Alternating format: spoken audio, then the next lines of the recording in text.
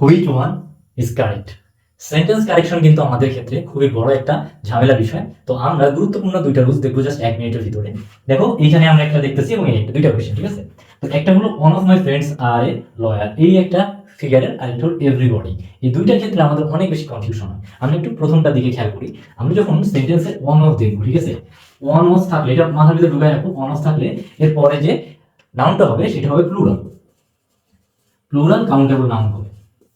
তাহলে প্রথম শর্ত যে ওয়ান অফ এর পরে আমাদের যে নাউনটা হবে, যে এটা একটা নাউন, এটা হবে প্লুরাল, ঠিক আছে? এবং এইখানে ওয়ান থাকার কারণে এর যে ভার্বটা সেটা হবে singular verb, singular verb. One of my friends are, this is not a singular verb, it's a plural verb. তাহলে এটা হবে না। এইখানে দেখো এটা প্লুরাল হইছে, আমরা কি বলছি যে নাউনটা হয় প্লুরাল, তাহলে এটা প্লুরাল হয়নি, কিন্তু এটা ভার্ব ছিল, এটা ভুল। One of my friends is, এই যে প্লুরাল হইছে, সিঙ্গুলার ভার্ব হইছে, এইটা কারেক্ট অ্যান্সার। বুঝা গেছে? তাহলে আমরা আরেকবার একটু রিকল করি। ওয়ান অফ, তারপরে আমাদের হবে প্লুরাল নাউন, এবং এরপরে আমাদের হবে সিঙ্গুলার ভার্ব। ওকে, এটা আমাদের মাথায় যেন থাকে। ওকে, এরপরে খেয়াল করো এভরিবডি শব্দটা শুনলে আমাদের কাছে অনেক বেশি মনে হয় এগুলো মনে হয় এটা মনে হয় প্লুরাল, এভরিবডি সবাইকে বোঝাইছে।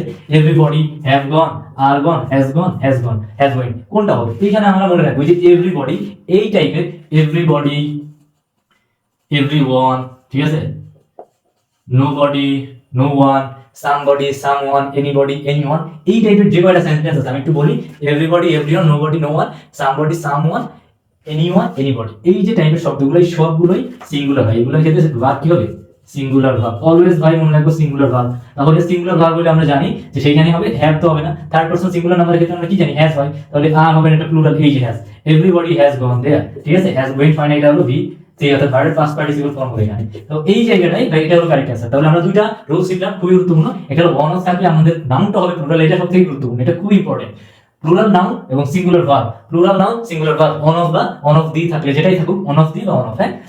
আর এরপরে যখন everybody, everyone, somebody, someone, anybody, anyone, nobody, no one, এই টাইপের শব্দ দেখলে আমরা সেটাকে চোখ বন্ধ করে সিঙ্গুলার ভার্ব বসাই দিব।